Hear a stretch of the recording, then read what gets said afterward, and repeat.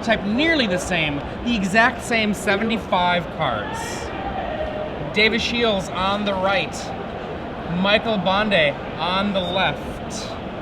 Death and Taxes trying to go potentially 16-0 should they both, Michael Bonde and Enevoldsen, both manage to win their rounds this round. This round we'll be watching Michael Bonde and then again David Shiels ending his day 2 the way he started the beginning of the end of day 1 against Death and Taxes. He hopes to change his fate a little bit. He wants to get the win where last time he got a loss. Or last time he conceded for the loss, to be more accurate. If you're just joining us, these two players certainly hungry for a top 8. And for Michael Bonde, one of the at least 3 players here from Europe. Yeah, we've got a couple of Danish players here in Michael Bonde, Thomas Enevoldsen, and Christopher Larsen. Joel Larsen, not Christopher's brother, they're actually not related at all. They actually make fun of each other a lot. Joel is from Sweden. So, we call him Swedish Kibler, of course, due to the fantastic hair that he has, only rivaled by Brian and Reed Duke. Joel unable to qualify for this tournament. Chris unable to qualify for this tournament. But Michael Bonde and Thomas Enevoldsen doing very nice in this tournament. And can Bonde make the top 8 as Shiels is going to start with an Underground Sea and a Preordain? Preordain, a card so good, it ended up being knocked out of the play in numerous formats. Now, Dave Shiels starts out trying to sculpt a hand for turn 2. Lots of turn 2 things that can be powerful for him. A Stoneforge Mystic, a Dark Confidant. Those 8 cards represent an incredible threat against any opponent. Michael Bonde, though, we can expect him to also have those 4 Stoneforge Mystics and also 4 Thalia by turn 2. But on turn 1, the weird card from, I guess, about maybe 11 years ago or so, Mother of Runes, turn 1 or an Aether Vial turn 1 are the kinds of cards Michael Bonde wants to do on turn 1, as opposed to, say, a Brainstorm or a Preordain from Dave Shiels on turn 1. So he is going to start with an Aether Vial to get things underway for Death and Taxes, and we'll see what Shiels wants to do on his second turn. You see a Karakas, and one of the things that's happening with this Karakas, awesome card. It's not a Plains, but it has the ability to, you can see it right there, return legends. It can protect a really good card from you. For example, the Mangara of Karandor is a great thing that you can do with it.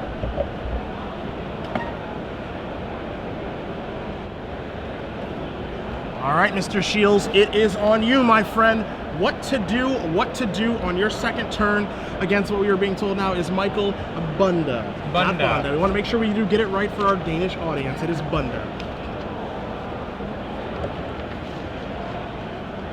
So Shiels is going to play a Deathrite Shaman. After resolving that period, you can see a Liliana Veil in his hand as well, as we're going to watch that Aether Vial go up to 1. Aether Vial represents a really excellent source of mana for decks like Merfolk, for decks like Goblins. Every turn you put a counter on top of it, you can tap your Aether Vial to put a creature into play that has the same casting cost as the number of counters, which means, in essence, Aether Vials can produce a huge amount of mana over time. Yes. Part of the reasons why Goblins and this deck both are able to fit in very mana-hungry cards like Rishadan Port and the cards like Wasteland, which are going to deplete their own resources while knocking somebody else's resources. So Bonde's going to play an Phyrexian Revoker, and I'm interested to see what he's going to name in this matchup. It's very easy to name Deathrite Shaman, but he could also name a card like Liliana the Veil, can name Jace the Mind Sculptor. His Cavern of Souls is going to be naming Horror to be able to push through that Revoker, and we'll find out exactly what he's naming with this. You know, it's funny, I didn't actually realize that that was a horror until this very moment. I thought it was a mirror. Well, Swords to Plowshares will take care of that Phyrexian Revoker. We go to the next turn. Dave with a Deathrite Shaman in play that he can certainly use, a Wasteland in hand, a Liliana, another Wasteland in hand, at least one fetch land to get any of the duels that he has in his deck, and perhaps a Vendilion Click. One of the blue cards in his hand escaped me.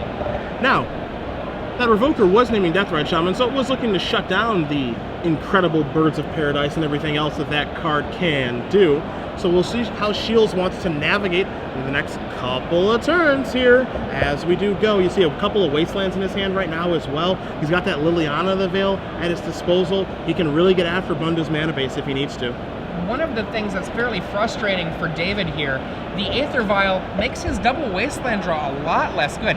Wasteland's still good against utility creatures that Michael might have, but Aether Vial is a very good way to dodge the power of a Wasteland-heavy draw that Dave has. Now this is interesting, because now we are in Bonde's upkeep with the Aether Vial trigger on the stack. He's going to bounce Karakas, he's going to Wasteland Karakas, and now in the draw step, we do not see a Vendilion Clique. So, just a Rishadan Port here from Bonde to start his turn, but now Vial's up to 2, and we know, Adrian, that he's got a lot of 2-mana spells in his deck. Now, when it comes to either Thalia, Guardian of Thraben, or Stoneforge Mystic, either of those cards can change the entire tenor of a match. We see another pair of Aether Vials, kind of mocking the other Wasteland still in Dave's hand.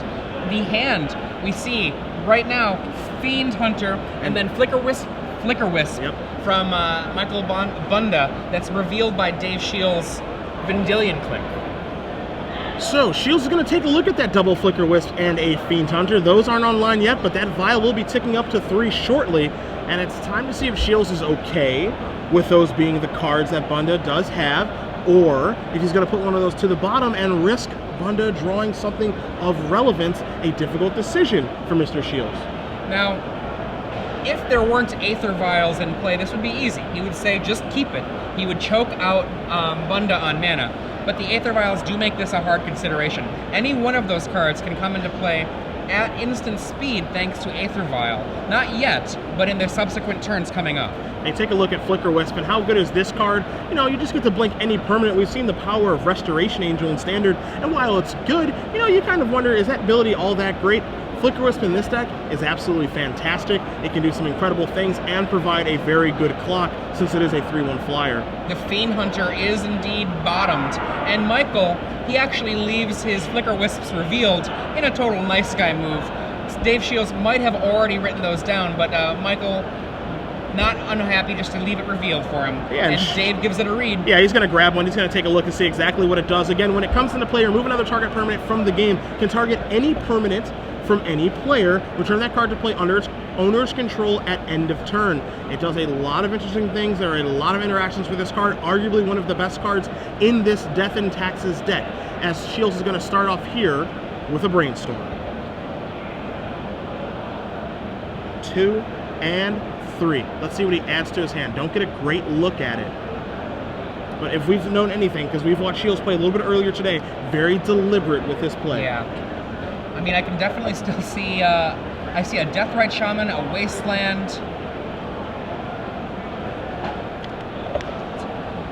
Going through a little bit to a Liliana of the Veil still there. And will he be putting 2 of these cards back?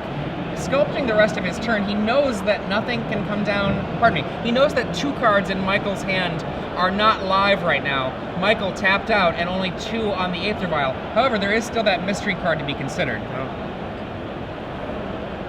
So you see Shiels taking his time with the Brainstorm. Certainly important for how it's going to sculpt the next couple turns of the game here. You see a copy of Inquisition and Kozilek on the far side of his hand. That's not a bad way to get the show started for his turn here, but we want to see exactly how he wants to navigate things. Again, the decisions here, paramount in this game. This is for the top 8 berth of the Invitational. It's all on the line right now. Game 1 of potentially 3, Adrian. Yeah, if you remember back to round 14, watching Chris Van Meter play roughly a very similar deck, Chris Van Meter's playstyle wildly different than David. David, as you say, you know, taking his time, being very, very cautious. Chris, very much a whirlwind player, playing very quickly. Inquisition of Kozilek from Shiels going to start things off. Bonde going to activate Aether Vial that was on 2, and it's going to find a Stoneforge Mystic. Nice. Wow. So now, this is interesting, Adrian. Here's the reason why. He can search for Batterskull or he can search for Umezawa Shite. It's his choice. But no white mana here for Bonde. And of course, I think he's going to search for Batterskull because it can't be taken via the Inquisition of Kozilek. But Bonde can't put it in play. He doesn't have white mana for the Mystic. So for right now, Shiels is doing okay for right now. Now, the Flicker Wisps in hand, 1 will be removed. That leaves 1 Flicker Wisp left. And for a very exciting thing for Michael. Michael, when he ticks up his Aether Vial, will be able to flicker that Stoneforge Mystic when he's ready to, and get another equipment out of his deck, double using his Stoneforge Mystic. Just one of the many interactions that we're going to see with Flicker Wisp over the course of this match. We're going to see a Wasteland get tapped. Shiels going to remove the Wasteland in his graveyard. It's going to be time for Dark Confidant to join the party. So, Shiels cluttering up the board with all of his impressive creatures. You know, they are small in power and toughness, as that Vial's going to move up to 3. The other 2 will move up to 1. But Shiels starting to get his, quote, engine online, as Bonde is going to draw a Wasteland. So now, with this, he has the ability to hurt 2 of David's land, one by porting and one by using the Wasteland. But his own ability to activate his Stoneforge Mystic to put a equipment into play, not going to work, so he's going to just try to work on the mana. Now, that's not necessarily so great against an opponent who has a Dark Confidant out, which we saw earlier in Standard. Underworld Connections in the hands of Owen Turtenwald quickly got him out of a mana situation. Dark Confidant very likely to do something similar for Dave Shiels. And don't forget about that Deathrite Shaman that's hanging out there as well, representing a mana source too. Dave Shiels currently sitting with 3 mana sources in play. Rashad Import going to tap down, or at least try to tap down, that scrub land. Shiels says that's okay, let's resolve this Bob Trigger. There's a polluted Delta, exactly what you're talking about. Bob can undo that mana disadvantage the card Shiels draws for his turn as a Vendilion Click. With that, after Dave lays his land, David would have access to up to 3 mana should he choose to use it. So again, the hand for Shiels right now, he's looking at Vendilion Click, one he already does have in play, of course. He's looking at a Liliana of the Veil, and he currently has a polluted Delta. And, of course, for Shiels, a bevy of decisions. That's right. Now, we've said all weekend that Legacy is probably one of the most decision-heavy formats that you're going to see. Yes. And one of the reasons that it's so difficult, you see the Brainstorm in David's graveyard, you see the Deathrite Shaman. Both of those cards require every turn that you use a Deathrite Shaman, there's lots of decisions, and the activation of a Brainstorm, when you have all of those cards in your hand, which 2 you put back, incredibly huge given all of the shuffling effects that are existing in Legacy. So Shiels, you see him scratching his head, kind of racking his brain. Decisions. He knows exactly what's in Bonde's hand. He knows about the Flicker Wisp. He knows about the Batterskull. The question is, all right, how do I overcome these 2 cards? What do I have to do to get through this mess that I'm in? One of the issues, again, as you said a few turns earlier, the Stoneforge Mystic, it can be flickered, but it can't be activated.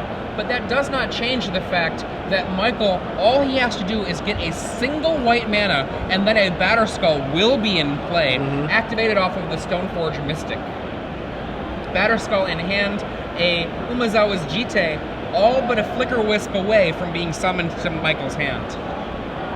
So as Bonde's going to shuffle Shiels' deck, he's at the ready here. What to do? A Liliana in play, if the Edict is activated, the -2 ability of Liliana will kill something.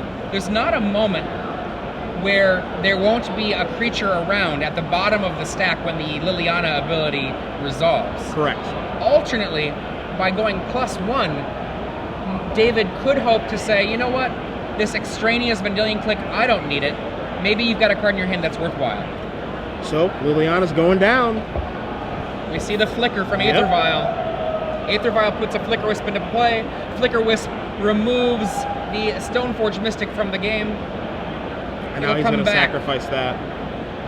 Bonde ready to bring back that Stoneforge Mystic, because it does happen at the end of turn. It's not like Restoration Angel where it's an immediate flicker. It does come back. There is a trigger. It will come back at the end of turn. So Shiels has the ability to attack here a little bit with Dark Confidant or with that Vendilion Click. The decision is his.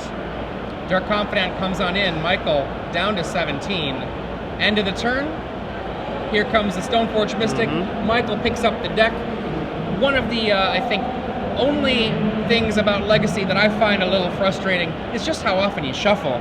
You know, you can see, you know, Caleb Durward, for example, he's got the braces on his arms for carpal tunnels. I think it might be because he's played so much Legacy.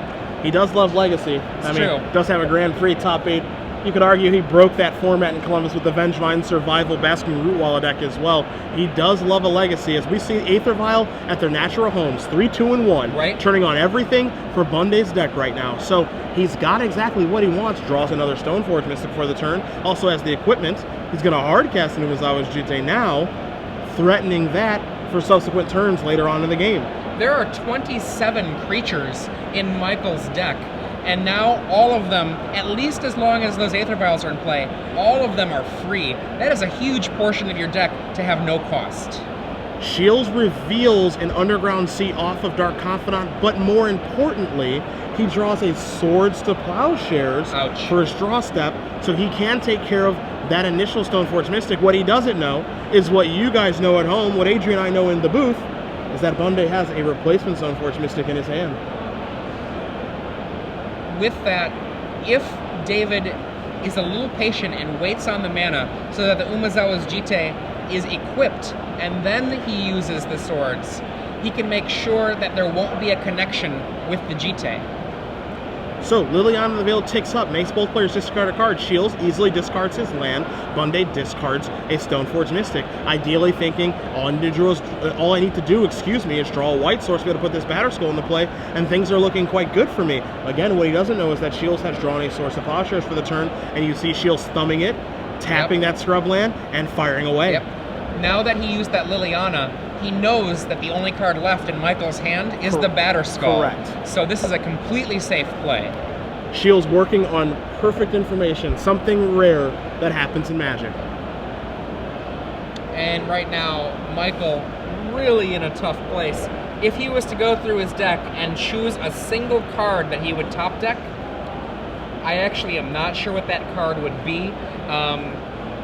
I'm looking at all of his creatures. I don't think any of them actually save him in this situation. Bonde draws his card for the turn. It's a Swords to Plowshares, a card that he cannot cast, so he's going to pass the turn back. At the ready here, Wasteland going to take care of the port on the end step for Shiels. Shiels considering casting a Vendilion Clique, but decides not to. Going to reveal another Swords to Plowshares. And Adrian, this is where you can see the power level of Shiels' deck versus the power level of Bonde and his Death and Taxes deck. Every card that he draws, we keep saying, ouch, jeez, yikes. All of the cards are so powerful. And take a look at what he drew for his turn. Umezawa's Jitte as well. You know, the interesting thing about a deck like Death and Taxes, when you've got a card like Mother of Runes can do a number on a whole bunch of different strategies. But when you're in a situation of a top deck war, it's not going to make you say ouch. It's not going to make you say ouch. The draw step for Bonde is an Aven Mind Sensor. He's going to pass the turn back. Shiels going to untap his mana. Dark Confidant trigger goes on. Going to turn over a Stoneforge Mystic. This is where you say ouch, because that card's so good too. I mean, at this point, if the Umezawa's Jitte is equipped, that probably will lock Michael out of this game. Shiels opting not to. He's only got, look at that, here comes the Mind Sensor. Who is the Mind Sensor going to ambush? If anybody, if Shiels lets it block, because again, he does have that Swords of Plowshares in his hand at the ready. A little surprised not to see any quick there, because he does have the swords, but again, Shiels very meticulous, going to let this trade happen. I think he's happy with that trade. Yeah, he's perfectly fine with this trade. He still got doesn't mind. Yes. Liliana gonna go up, discard. There goes the swords. There goes a card for Shiels. And again, I like the play there of not cashing the swords, because he has no reason to move, as Bonde very quickly draws his card. Shiels going to remove the swords, put Bonde down to 2. Untap. Bob going to reveal Deathrite Shaman. Draws his card to Shiels. It's a Swords to Plowshares. In for, after a Liliana activation, discard swords. In for what looks to be the final 2, and it is. That's it. So, David Shiels is going to win game number 1 with Esper Deathblade over Michael Bonde, playing Death and Taxes, trying to get a little bit of retribution. That's right.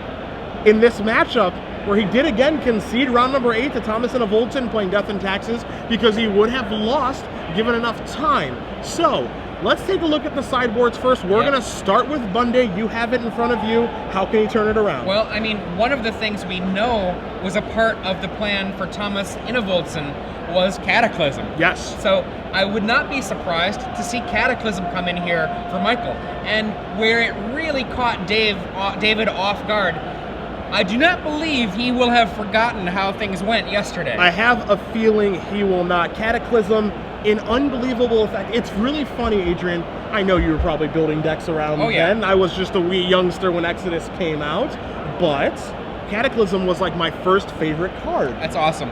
So it was the first card that I tried to build around when I was young, when I got into the competitive scene. And the reason for that is because it is so unique in what it does. It's a makeshift Armageddon, it's a makeshift Wrath of God, and Bonde's deck can abuse it. But the important thing here, and you know this if you have cube drafted with the card, is that it has nothing to do with Planeswalkers. So you select an artifact, you select an enchantment, you select a land, you select a creature. You get to keep those. Shiels deck, that happens to have Planeswalkers in it. Now it's a lot of, it's kind of amusing because a lot of those cards which ignore Planeswalkers, like say Pernicious Deed, it's the exact opposite of good, where you're like, oh, I don't get to blow up the Planeswalker. I mean, I have certainly seen that. Even this last year, an old school player has their Pernicious Deed, they blow it up for 4, and they're like, get out of here, Jace. That's not how it works. Not at all. That's why Grace of Granite has been printed, even though it's a little bit worse than Pernicious Deed. But again, Cataclysm, as you said, and I know you commentated on that match where that Anna Volson played that Cataclysm, blue Shields out with it. Will he remember? Right, I'm sure he will. This? Yeah, it's a pretty memorable effect. Now, the other card that I think Michael is definitely going to bring in, Manriki Gusari. Yes. Now, in a Stoneforge Mystic fight, Manriki Gusari is awesome. If you're not sure what Manriki Gusari does, it's an equipment that can be fetched up by that Stoneforge Mystic, and a creature that is equipped with Manriki Gusari can tap to destroy an equipment. Yep. And that is a card, if you play Kamigawa Block Constructed, where it was based around Umezawa Shite and those white weenie mirrors. People were boarding in copies of Manriki Gusari to blow up Umezawa Shite. Probably a card worth blowing up, I think you would agree. Yeah, most definitely. Now, Leonin Relic Warder is also a potentially reasonable card to bring in as a means to fight against another piece of equipment as well. We take a look at Shiels' sideboard. You're going to find those 4 Force of Wills in the sideboard. Those are more for the combo matchups. They're not here for the grind fest that is this match, so you're probably going to see him leave those on the bench. But some cards that do have the potential to come in. 2 copies of Meddling Mage, 2 Relic of Progenitus, 2 Flusterstorm, 2 Lingering Souls, a Sword of Feast and Famine, a Supreme Verdict, and a Diabolic Edict. I think Supreme Verdict is the easy one. Supreme Verdict auto-include. Then you get a little bit more dicey. Lingering Souls, I could see that being quite good against Bonde because it does just gum things up. It makes Flickerless a lot worse.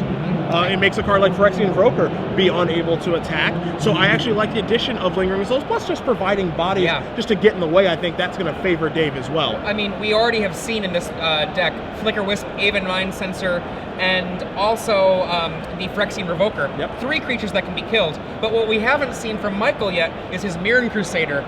Put an equipment on a Mirren Crusader, it's a scary thing. A Lingering Souls at least can do that speed bump that you need against something that would be like, imagine a Mirren Crusader carrying a Batterskull. Yeah, I mean, it can at least provide a speed bump. You might not get out of the game alive, but at least you're going to buy yourself some time to maybe find a Jace the Mind Sculptor. As you see, Bonde is going to be on the play on your left. He looks like he's happy. Shields taking a look at his hand on the right.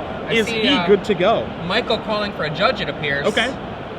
And we'll find out what that's about when we get an opportunity. But continuing on a little bit with the sideboard here, one of the things about a card like Supreme Verdict, we were talking about this earlier in the weekend, we didn't see much in the way of Wrath of God style effects in Legacy until Supreme Verdict was printed. And that double effect, being able to be an unstoppable Wrath of God, you can't Force of Will this, you can't Spell Pierce this, combined with the ability to be a Force of Will pitch spell, very, very good. Now Michael is back to the table.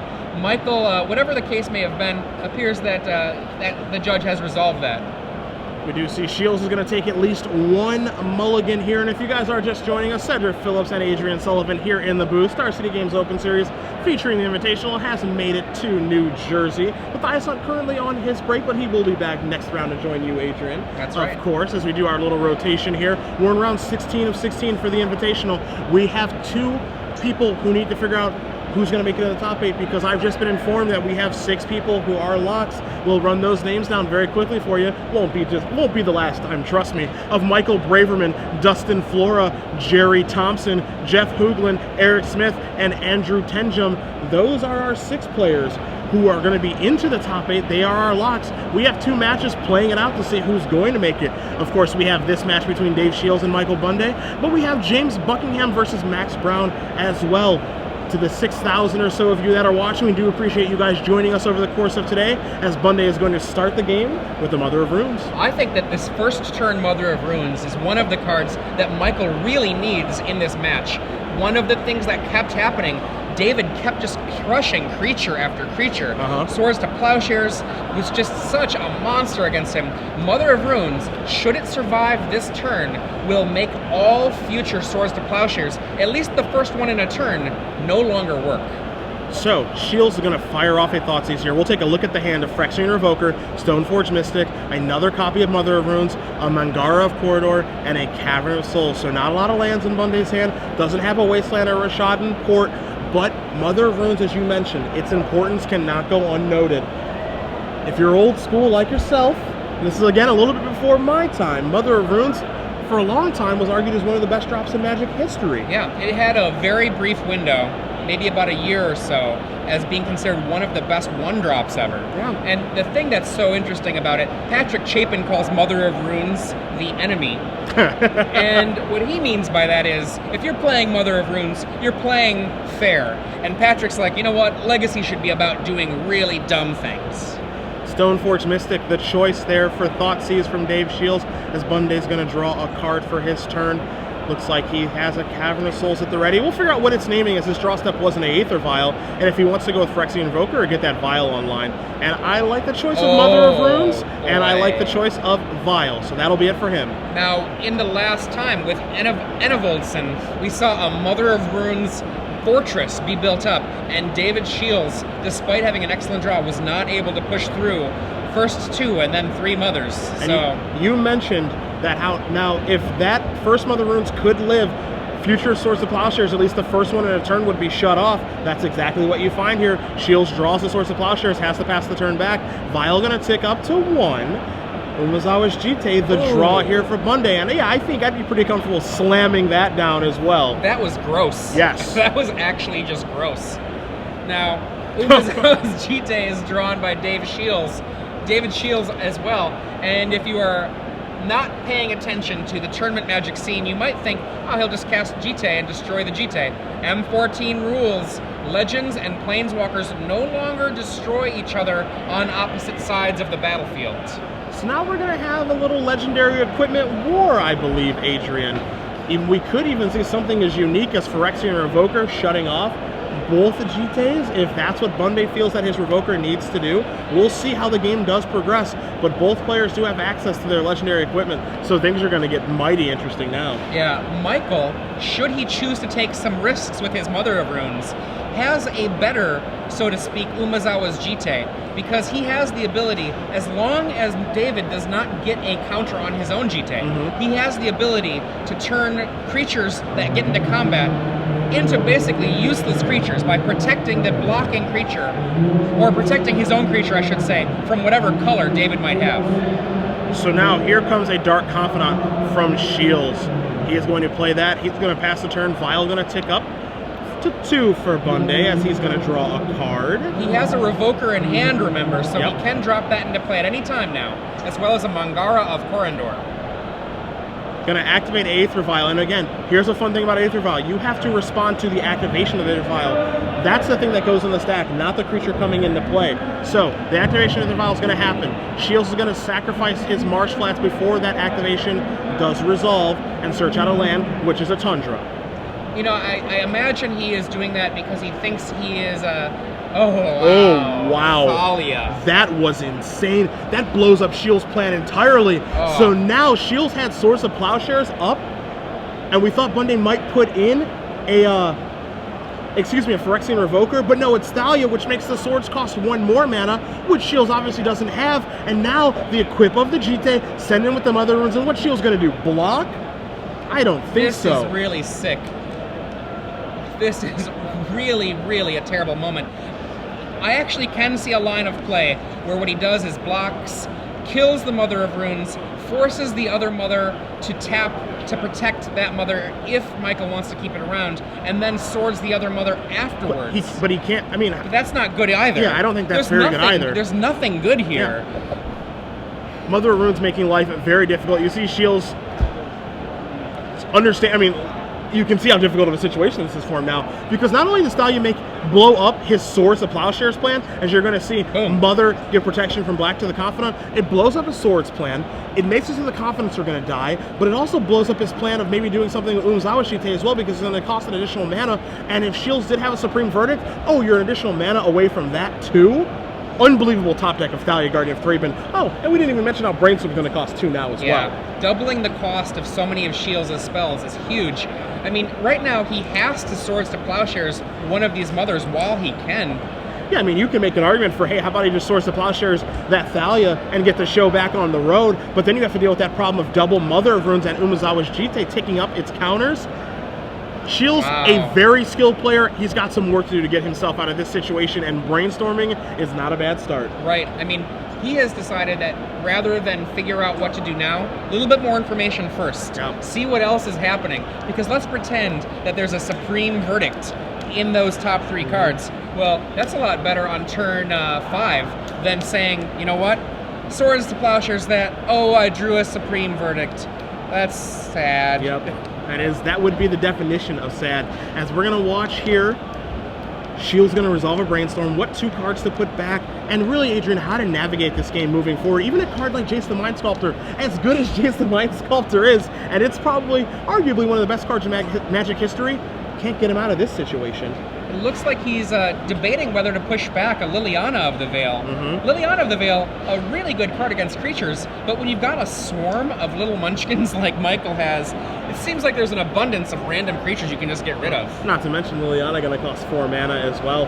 You know, this is part of the reason that when Maverick was, you know, at its heyday, when that deck was having a lot of success, Thalia directly responsible for that. Of course, we can't ignore the power of Knighted Reliquary, Wasteland Scavenging Ooze, along with Green Sun Zenith, of course, but Mother of Runes, Thalia, Guardian of Thraben, 2 cards that had a huge impact in that deck. You see them having a huge impact now. For, you know, for what it's worth, Adrian, this is kind of a Maverick style deck. It's just a different take on it. Now, when you say a Maverick style deck, what that means in general is just a deck full of utility. If you look at the creature list that Michael is playing, Mother of Runes, Stoneforge Mystic, Phyrexian Revoker, Thalia, Guardian of Thraben, Flicker Wisp, Aven Mindcensor, Mangara of Korondor, Fiend Hunter, all utility creatures. Yep. There's only one creature here that is not there for utility, and that is Mirran Crusader, which is there to close out a game. Yeah, difficult to answer, close out a game, great with your equipment. As we will watch here, Bunde's going to draw a card. He's going to tap 2 mana. It's time to equip this Thalia, Guardian of Thraben, and get into the red zone. Mother of Runes, she doesn't like to attack very much. She'll be playing defense and protection probably for the rest of this game. You see Shields twirling his pen, realizing I'm in a world of trouble right now. I'm not going to die very quickly, but I don't know if I can get out of the situation that Bonde has put me in. Worth remembering, Michael has a Phyrexian Revoker and a Mangara of Korondor in hand still. So he still, let's pretend that David were to use, say, a Supreme Verdict with a 5th mana, not that he has that. Michael would immediately be able to drop down that Revoker at the end of the turn, equip the Umezawa's Jite, and keep going. Yeah, and just reload as though nothing really did happen. You see Shields going to play a Marsh Flats here to start his turn. You see that Deathrite Shaman in his hand. Also does have that Liliana of the Veil, as you did mention. He's going to start by sacrificing the Marsh Flats. Going to knock himself down to 11, it looks like. Get a land and see exactly how he wants to go navigating this turn. But I'm with you, Adrian. He's in a lot of trouble right now. And again, it's kind of a slow burn. Yeah. You know, but if you know, if you can't get out of the situation Death and Taxes presents, you're dead just without being dead.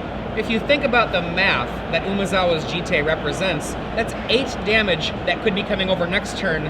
Add in a Phyrexian Revoker, that's 10. Things are very close, and we do have a result in. Oh my goodness. One of our little birds has flown on in and told us that there's a 2-0 victory. Who is the winner between Buckingham and Brown? James Buckingham defeats Max Brown, so it looks like he's going to be moving into top 8 now. As you saw here, Shields cast the Liliana of the Veil. With that on the stack, I'm going to activate my Aether Vial, says Michael Bunde. And as he does that, he names Liliana of the Veil with that Phyrexian Revoker. So, hey, nice Planeswalker, my friend. Sorry, but you don't get to activate that. Wasteland, take care of a land here. Will Bunde going to kill a Tundra? That Deathrite Shaman, that's not there anymore either because that Umezawa Shite, and now Bunde just gets to keep coming over. And the interactions that you see here with the Aether Vial in this deck, unbelievably powerful. Absolutely. Now, it's worth noting, Michael uses a Wasteland against somebody with much more land in play, because you know what? He does not need very much mana. That Aether Vial is going to do most of the work for him for half of his spells. 27 of his cards are creatures. Yep. We're going on to a Game 3. How different was Game 1 and Game 2? Those are wildly different games. As you see, Bunde's going to tie it up against Shiels. Bunde's deck worked exactly how he wanted it to there. Get a Mother of Runes online, make things difficult for Shields removal, make those Swords of Plowshares much worse, and then let your weird creatures, for lack of a better term, get to work. Thalia, make things more expensive. Phyrexian Revoker, make it so the Planeswalkers' no activate abilities don't work very well. Then, you know, he's got his lands and Wasteland and Rashadan Port. He gets to do these kind of wacky things. His deck is so disruptive in what it does, while also having those disruptive cards actually kill you. You call them, you know, people often call them hate bears against combo, but, you know, they're just annoying bears, really. I'm sure Shields is looking at Thalia going, stupid 2-1, wish I could get that thing off the table. Dumb Revoker, I wish that wasn't here either. They just have one toughness, why is this so hard? But that's exactly what Death and Taxes wants to accomplish, and Bonde was able to do it that game, and we'll see if he can do it one more time. I mean, when you think about the Den Mother in the form of Mother of Runes, just making sure that nothing happens to any of her kids. Yeah. And a lot of times, all she does is just stand there with her arms crossed. She never once taps, but you know what? You've just got to behave, because if you try to do something, she'll be like, no, not that. I don't think so.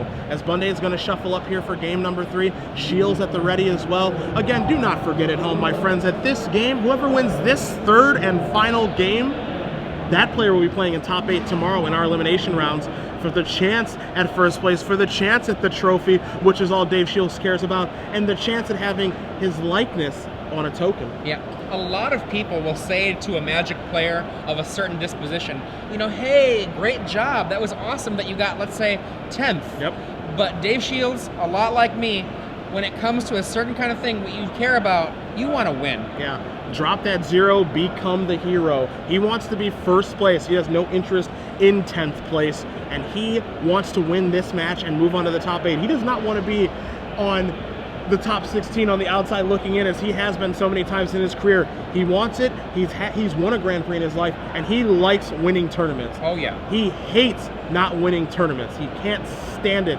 As a lot of people are interested in why this deck is called Death and Taxes on Twitter, we're more than happy to tell you. Go ahead, It's an old school story. Legacy is one of those formats where a lot of strange names have come about. What is, for example, the old High Tide name for the instant speed reset High Tide? That was called Solidarity. And that's an inside joke of its own. But Death and Taxes was, in some ways, it was considered, well, what are the things that are certain? Death, Taxes, and White Weenie. Well, Death and Taxes was named that because it was certainly to be seen in Legacy events, and it wasn't exactly a pure old school White Weenie. White Weenie back then was pretty simple. This was one that was kind of funky. But Death and Taxes is the name that was given to this, much like a couple other things that were slightly different than what you'd consider the normal version of a deck. Correct. It got its own name, the name stuck. And it's doing pretty well for itself this weekend, as Bonde and Anna Voldsen are having one heck of a weekend. Again, Anna Voldsen, he will not be making top 8 this weekend, but Bonde of the Danish crew of Team Rocket, they are looking to put one player into the top 8. Can he defeat Shields? Is Shields happy? Shields is going to go down to 6. Bonde, are you going to keep your opening 7, or will you take a trip to Paris with David? It looks like he is happy enough with his starting 7.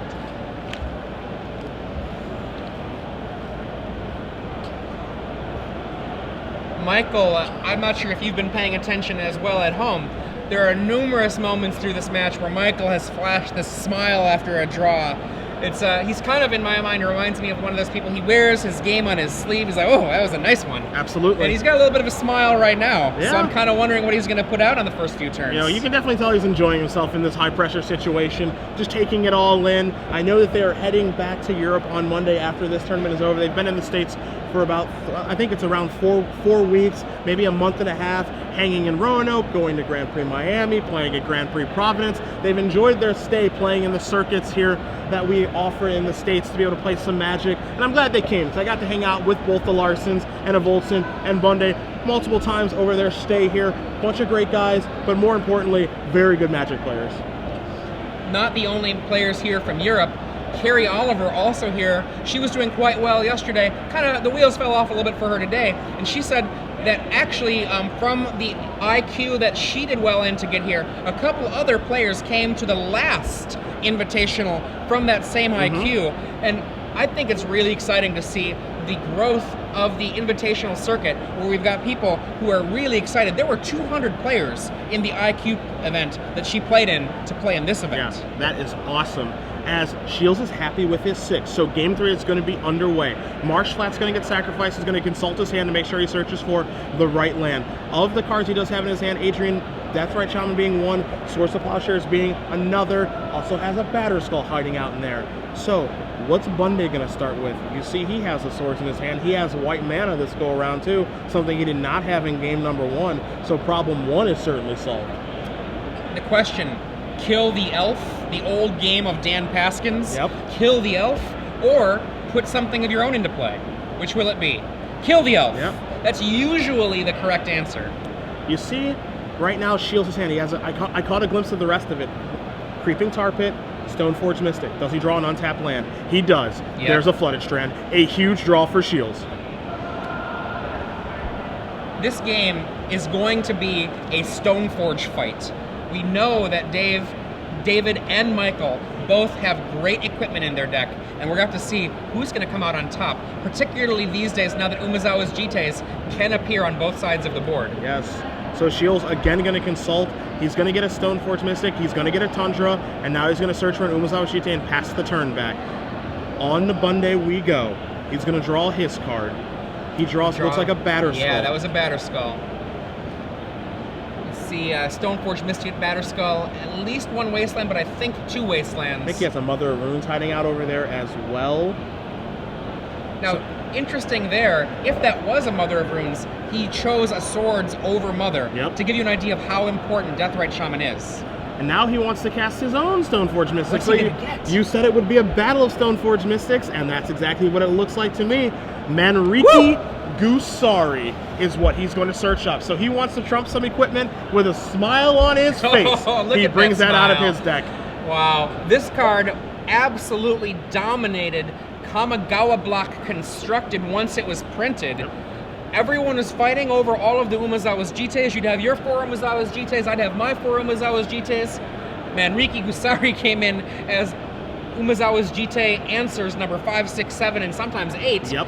Here in Legacy, Michael searches one up, ready to fight against another Stoneblade Mystic deck. So, Shiels going to draw a dark... Stoneforge Mystic, sorry. Shiels going to draw a stone... Or, excuse me, he draws a Creeping Tar Pit, and he draws a Dark Confidant to go along with that. So, let's see how he wants to navigate this turn. He can, of course, represent the Stoneforge.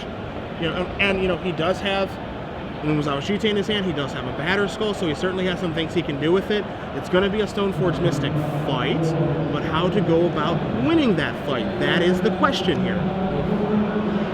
The cards that David has in his hand, that Swords to Plowshares to remove the other creature. He could lay a Dark Confidant and try to overwhelm it. He could lay the Jite down immediately and try to get it on the table as soon as he can. There's a lot of options. He goes with Dark Confidant, Creeping Tar Pit, passes the turn. Bonde draws an Iganjo Castle, excuse me. Tapping 2. I think he might just equip up his Stoneforge Mystic. Nope, incorrect of me. Down comes so a he had the Batterskull. Batterskull too. Wow, unbelievable. So now Batterskull's going to come into play. Germ Token coming in on that. Unfortunately for him, he saw David Shiels pull up an Umezawa's Jite, but he has naturally drawn a Batterskull of his own. And he has a Pithing Needle. Is that going to be on Stoneforge Mystic?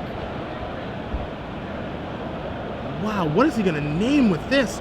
Again, Pithing Needle in his sideboard. One copy. As a one of. Lottie's thinking about it. I wish I could read lips. Oh, gosh. We'll have to find out. We're going to make sure that we tell you as soon as we know what that needle is naming. And I don't think he knows what he wants to name. He knew he wanted to cast it. I agree with casting it. The tough part is what to name with it. as we're going to find out momentarily. He's writing it down. He's going to go with Jace, the Mind Sculptor. That's not a terrible card to name. All right, he's going to pass the turn back. So now Shiels going to start his turn. Reveal for Dark Confidant. Supreme Verdict. Wow. David Shiels, very, very skilled player. I'm sure he knows how Manrique Gusari works. He's got to figure out how to navigate this situation.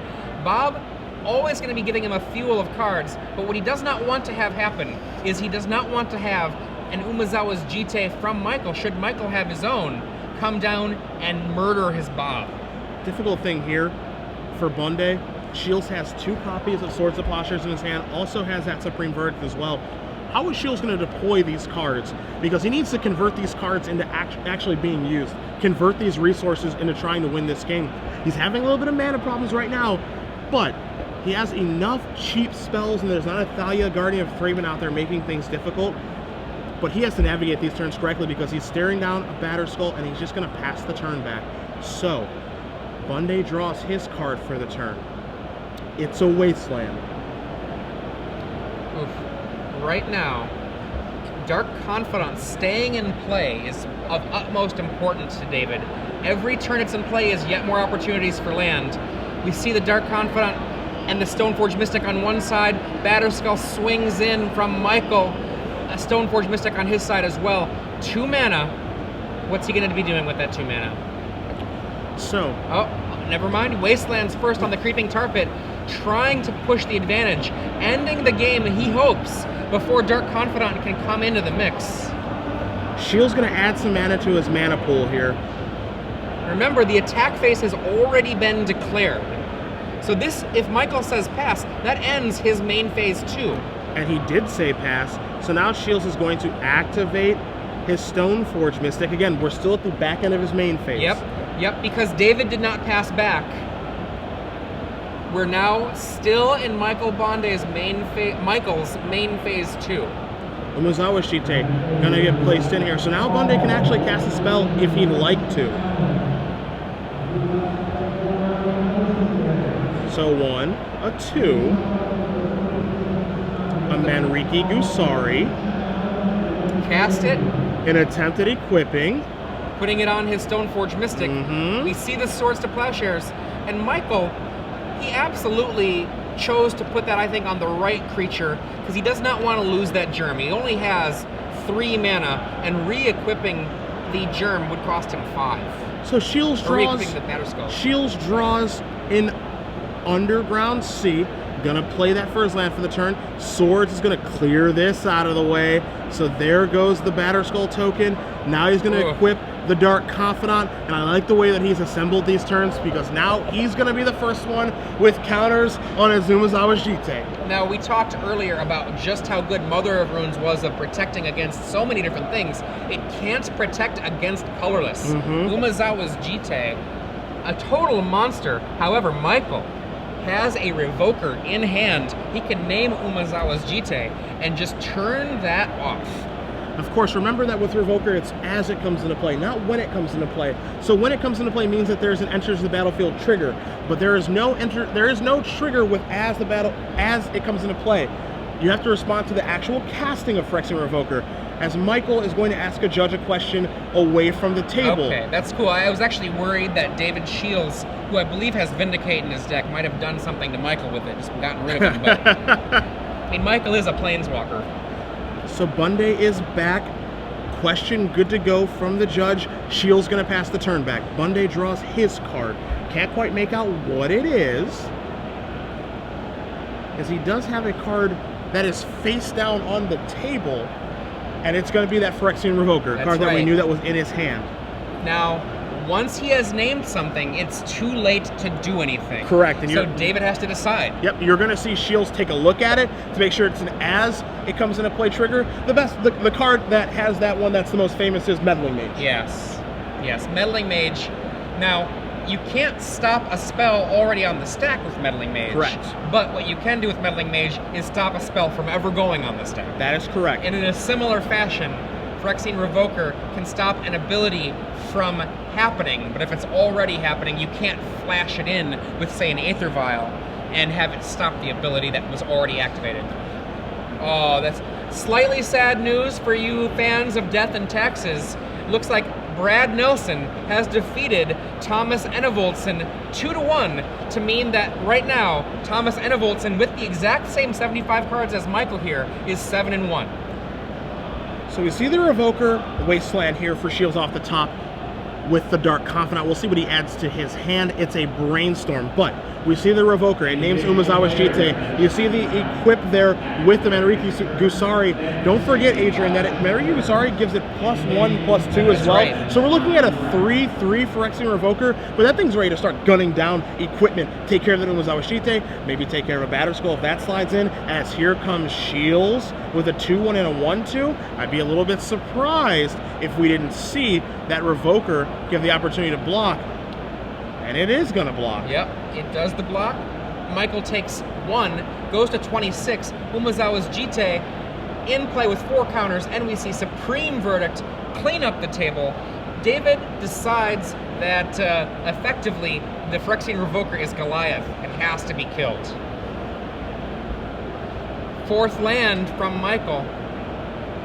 Aether Vial come to the party very late. He also has that Mangara in his hand still, but he's just going to pass the turn back. I think the reason he's going to do that, Adrian, is I think he's at the ready to pick up Batter Skull, potentially play it the next turn, you think? Yes, yes. Meanwhile, that Umezawa's Jite threatens to shoot down any creature that comes down that's not big enough to survive. Batter Skull, as you were implying, absolutely can survive through that Jite, but it would take all 4 counters. First move for David Shiels. What you got in your hand, Michael? He's got the Umezawa Shite, he's got the Mangara, so he's going to take down the Mangara. What's the follow-up going to be for Shiels? It's going to be Dark Confidant. Still has Brainstorm, yep. too. Brainstorm, and was that a Batter Skull? And yes, that's the Batter Skull still in David's hand. So Vial goes up to 1 for Bonde. Returns the Batter Skull, tapping 2. Looks like he may establish the Umezawa Shite. That's what he's going to do. So a board full of artifacts. Is that a Mother of Runes and Batter Skull in hand? Mother of Runes, indeed. Yeah, it is a Mother of Runes. Not the best draw here because of that Umezawa Shite, making things very difficult on Bonde, as it looks like Shiels may cast an end-of-turn Brainstorm so that he can set the top of his deck. Get a look at 3 new cards, of course, but set the top of his deck for the Dark Confidant. Right. Now you might ask, why didn't he do that at a different point in the game? Well, he does not want to have the Dark Confidant hit him too hard. He is at 11 life. He knows a Batter Skull is in Michael's hand. Preserving that life total a little bit more important to him right now than making the most efficient Brainstorm. Shiels ready to equip the Jite to the Dark Confidant. Going to turn that sideways. So you see Bonde's life total 27 to Shiels' 10. So Shiels has a lot of work to do, but Dark Confidant can provide such a huge advantage. That Jite is going to go up to 6. Shiels looks like he's going to play that Deathrite Shaman that he drew, going to wasteland away the Iganjo Castle, so now he's actually able to even start attacking Bonde's resources, as he's going to Vial in a Mother of Runes, and Shiels says, I don't think so, let's get that out of here. Shiels is not going to be so foolish as to let the Mother of Runes become active. Bonde just plays his land that he draws for the turn. Last card in his hand, a Batter Skull, as Shiels is going to turn over an Underground Sea, draw 1 for the turn. And Adrian, I feel like things are starting to shift David's way in a big way. Absolutely. I think at this point, we are looking at a situation where what we're going to need to see from Michael is land and the Batter Skull hit the table, and that won't be enough immediately. So then he'll have to pick it back up and then relay it, because unless he has boarded in cards like Oblivion Ring, just looking at his 75 cards, his only path at this point through that Umezawa's Jite is relaying the Batter Skull several times, unless he has boarded in his Oblivion Rings. So Deathrite Shaman going to remove the Iganjo Castle, give Shiels some mana to be able to play that Batter Skull. There's the Germ token. As the Vial moves up to 3 for Bonde, he's going to play an Aether Vial and pass the turn back. And no more smiles for Michael, unfortunately, as Shiels is going to reveal a Marsh Flats. He'll draw a card. It's a Brainstorm. And Adrian, he is pulling ahead by a margin that may be insurmountable here for Bonde. There's just not much time left. Michael was at 27 life, but this is going to be chopped away at very, very quickly. with 6 damage coming in without a Jite pumping it, and a Deathrite Shaman providing another 2 damage, we're talking at potentially a 2-turn clock here. So you see 2 pumps there from Shiels. He's going to make the attack, so it's going to be 6, 10. It's going to put Bonde down to 11. Shiels going to get 2 more counters on the Jite, and you know, this isn't the first time that we've seen Umezawa Jite dominate a board, as Bonde is going to draw his card. He's going to pass the turn back to Shiels. A Deathrite Shaman activation, going to remove Source of Plowshares, knock Bonde down to 9. Just a breath away from dying here. And now there's a Brainstorm. Hit 1, hit 2, hit 3. You see Shiels is the one that's all smiles now. Pretty hard not to be, as he knows is 1 turn away from making the top 8 of this Invitational. He is 1 turn away from potentially winning $10,000 and 1 turn away from hoisting what matters most to him, a trophy. Yep, the trophy of a champion. That's what he's gunning for here. Also, after that Brainstorm, turning it into a Brain Ancestral Recall, fetches with a Marsh Flats, gets rid of some chaff, does another Brainstorm on top of it, it looks like. Just trying to make this be the last turn for sure. Yeah, he is really pushing his advantage. He does not want this turn to go any more turns than, he doesn't want this game, excuse me, to go any more turns than it actually needs to. So resolves some Brainstorms, make sure his Dark Confidant doesn't hurt him. There's an Underground Sea, adds a Polluted Delta to the hand. Just a Thoughtseize maybe to see if the coast is clear. There it is. There, is the coast clear? Are you a god? Bonde shows him the hand of Batterskull and Source of Plowshares, and David Shiels with a little fist pump is going to defeat Michael Bonde 2-1. Esper Deathblade defeats Death and Taxes, and for Shiels, he is not on the outside looking in. His concession to Thomas Enevoldson does not come back to haunt him. He'll be playing in our elimination rounds tomorrow morning. Awesome, awesome Magic. I know we had some people on our Twitter stream there talking about how awesome it was watching this. In the background, you can see we had some good spectators there. I saw Max Tietz, I saw Caleb Durward. These 2 players, really, really a good fight between the 2 of them. A high 5 given to Dave Shiels. And there on the left, Michael making this loss, joining Thomas and Enevoldson. Both these players 7-1 with Death and Taxes. I wouldn't be surprised if that handshake that just happened between David and the player to the far left might have been Thomas Enevoldson actually himself. Yeah. Again, congratulations to David